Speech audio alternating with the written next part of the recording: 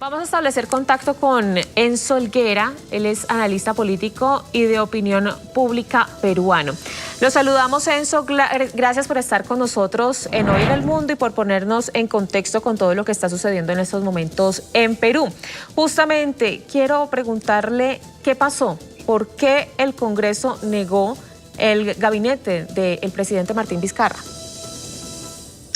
¿Qué tal? Un gusto saludarte. En principio, esta negativa tiene un tinte completamente político por parte del Parlamento. Si bien es cierto, el Cateriano, quien era el premier, se había presentado dando bastante detalle de las políticas de gobierno que iba a realizar y de las reformas, esto no fue suficiente porque una parte del Parlamento, que normalmente eran aliados estratégicos del gobierno y de las iniciativas del gobierno, le fueron adversos. Específicamente, dos bancadas que normalmente le daban el respaldo, en esta oportunidad votaron no a favor, tampoco en contra, pero hubieron abstenciones, lo cual permitió que no se llegara a realizar este acuerdo mayoritario que se necesita por parte del Parlamento para que puedan ser aprobados,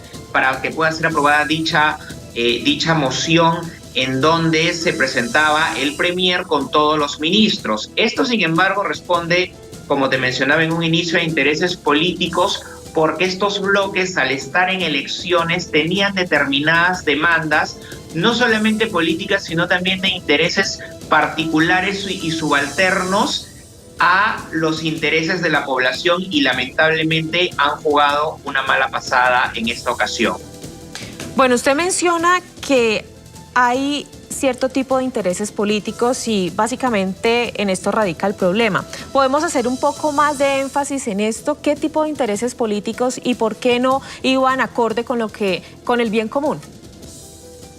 Bueno, en principio, uno de los partidos políticos, el partido Podemos, que está liderado, del cual se menciona presidente, el dueño de una universidad que no ha sido licenciada por una institución que justamente se dedicaba a revisar la calidad de la infraestructura y la educación en las universidades.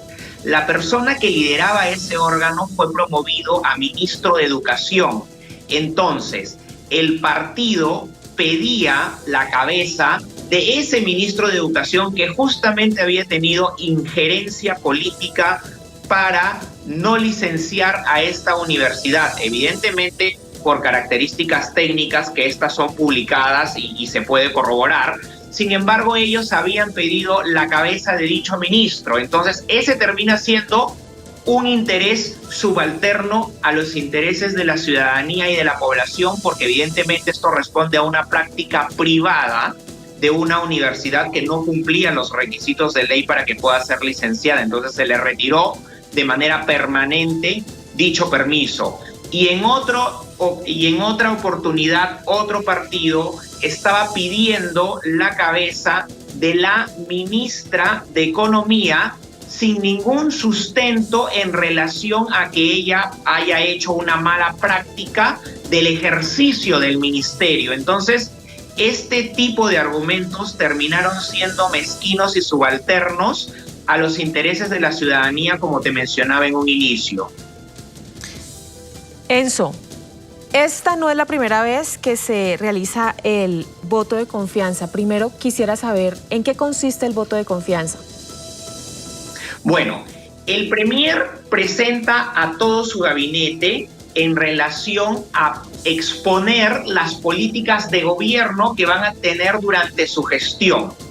Una vez que estos han sido escuchados, el Parlamento en pleno inicia a hacer preguntas, alocuciones, sugerencias y dar ideas, con la finalidad de poder aterrizar a acuerdos. Sin embargo, y en la praxis política, paralelamente a esta exposición pública, las bancadas, y en este caso en algunos partidos políticos en donde las bancadas no han tenido un criterio unificado, congresistas han estado intentando negociar con el Ejecutivo algún tipo de preventas políticas o de intereses como los que te he descrito, con la finalidad de llegar a algunos acuerdos. Y uno de los roles en esta acción pública que se lleva paralela a la privada fue que le mencionaban constantemente al premier cateriano que haga una muestra de confianza, y esta muestra de confianza era el entre líneas de lo que se le estaba pidiendo en privado y de lo que insistentemente se le pedía. El premier, siendo de un reconocido prestigio, no cayó en este tipo de jugarretas y se mantuvo firme hasta el final, y esto le costó el premierato y evidentemente la cuestión de confianza. Enzo, ¿cuánto tiempo tiene el presidente a partir de ahora para presentar a su nuevo equipo? Bueno, la Constitución faculta de que tiene 30 días para presentar a su nuevo equipo y 72 horas para que renuncie todo el gabinete en pleno. Quiero además aclarar respecto a esta figura jurídica que se le permite al presidente incluso no renovar al premier, pero sí puede renovar al resto del gabinete del mismo modo en el que había sido propuesto, con la finalidad de él continuar con la política. Sin embargo, se ve como gesto de que haga algunos cambios o que aproveche esta oportunidad en hacer algunos cambios de ciertos ministerios que sí pueden haber estado cuestionados por algunas razones en relación a la experiencia de quien se ponía en el cargo, como en este caso el ministro de Trabajo, que tiene 30 años y que se le cuestionaba de que no tenía los pergaminos suficientes como para mostrar experiencia en el sector. Sin embargo, eso termina siendo subjetivo. Es la ministra de Economía, una también de las más jóvenes, y ha mostrado tener óptimos resultados con el manejo económico y macroeconómico del país.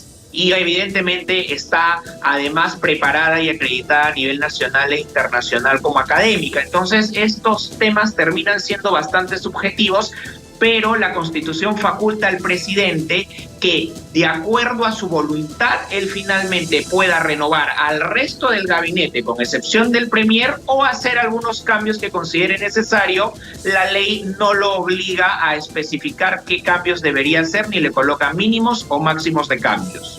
¿Pero el Congreso nuevamente podría volver a negar el nuevo gabinete que el presidente presente?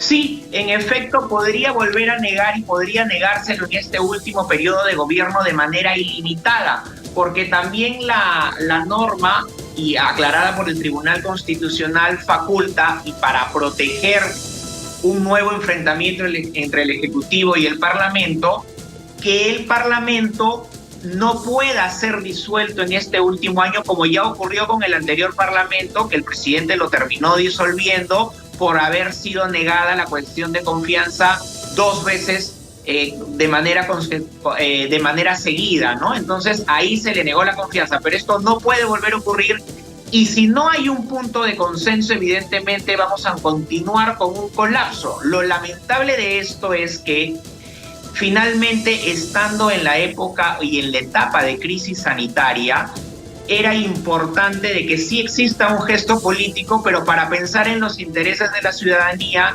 antes que en los intereses de bloques partidarios o incluso de algunos congresistas de manera individual que ha sido vislumbrada a la luz de los hechos.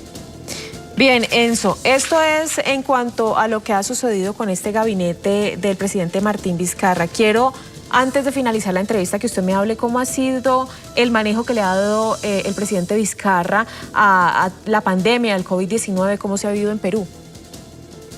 Bueno, tenemos un balance de positivos y de negativos. En el lado positivo, el presidente Vizcarra fue uno de los primeros presidentes a nivel de América Latina que tomó las medidas de precaución correspondientes.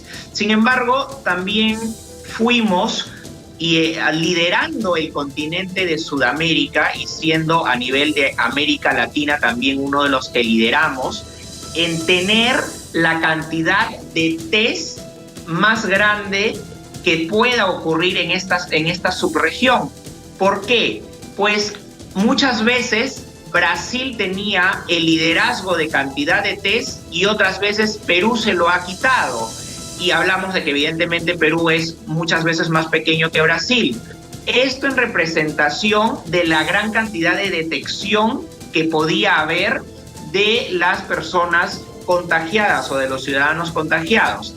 Sin embargo, por otro lado, también hemos tenido la mayor cantidad de muertes en este grupo del subcontinente sudamericano o del continente americano. También estamos dentro de los 10 países que tiene mayor muertes y así también la mayor detección de contagiados. Entonces, ha sido un balance equilibrado en cuanto a esta detección que corresponde, pero por otro lado, se ha dado un manejo al sistema de salud a tope, porque este sistema, que evidentemente provenía de gobiernos anteriores, nunca tuvo siquiera la voluntad política de que todo esté sistematizado y unificado, y entonces esto ha traído problemas a la gestión del presidente Vizcarra para poder administrar o gestionar la crisis, porque no había la información completa, porque el sistema de salud funcionaba como islas